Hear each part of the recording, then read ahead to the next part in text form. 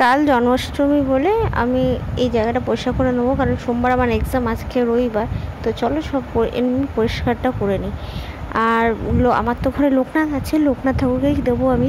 তো আমি অত কিছু তো করতে পারবো না, তো অল্প একটুর মধ্যে ঠাকুরকে দিয়ে আমি সকালবেলা বেরিয়ে যাব। আর ওইখানে একটা হচ্ছে নিউ ব্লগ আছে। সকালে ভালো আছে, আমি এখন ভালো আছি। স্নান দান করা হয়ে গেছে। আর আজকে নিয়ে বসে আছি দুপুরবেলার খাবার। আর দুপুরবেলার খাবারে আছে কী কী আছে তোমরা শেয়ার করছি, তোমরা দেখো। মানুষের ব্রেকফাস্ট এরকম খায়, আর আমি লাঞ্চ খাচ্ছি, কারণ আমার তো ব্রেকফাস্ট করার ভাগ্য না, কারণ আমি ঘুম থেকে উঠি দেরি করে, এই জন্যই। তো এই যে তড়কা, লুচিগুলো লুচি নেই, কেন নেতিয়ে গেছে, কারণ আমি তৈরি করছি, তারপরে ফটো ভিডিও তুলছি, তারপর খাবারটা বেড়েছি, অতক্ষণে যে লুচি নিতে হয়ে গেছিলো। তো আমি এই যে রেডি হয়ে বেরিয়েছিলাম বাইরে ঠাকুরের কিছু জিনিস কিনতে, কিছু বলে ফুল আর একটু মিষ্টি কিনে নিয়ে চলে এসেছি।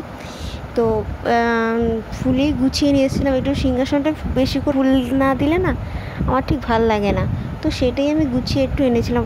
এক জায়গা না, 2-3 জায়গার থেকে অল্প অল্প করে নিয়ে আসতে হয়েছে। কী অবস্থা ফুলের দোকান থেকে, মানে ফুলের দোকানের ফুলরাও একটু কম দিচ্ছে, মানে তারাও আর কী করবে, মার্কেটের দাম বেশি হয়ে গেলে তাদের আর কিছু করার থাকে না। তো এগুলো সবাই পরিষ্কার তো দুপুরেই করে নিয়েছিলাম। এগুলো গুছিয়ে রাখি, আমি তাহলে সকালবেলা একটু পুজো দিতে পারবো। আর ঘরটা পুরো ডিপ ক্লিন করে দিয়েছিলাম, তাহলে আমার কোনো অসুবিধা হবে না। তো চলো ভিডিওটা আমি এখানেই শেষ করছি। Tata, bye bye. নেক্সট ব্লগে দেখা হবে। তুমি ভালো থেকো, সুস্থ থাকো, আর হ্যাপি জন্মাষ্টমী। তো আমাদের বাড়িতে যাদের গপু আছে, তো গপু দেখে খুব সুন্দর সুন্দর ওরা সাজিয়ে। আমার ওই বাড়িতেও আছে, আমি তো যেতে পারবো না, আমার যাওয়া হয়ে ওঠে না। তো চলো টাটা, বাই বাই।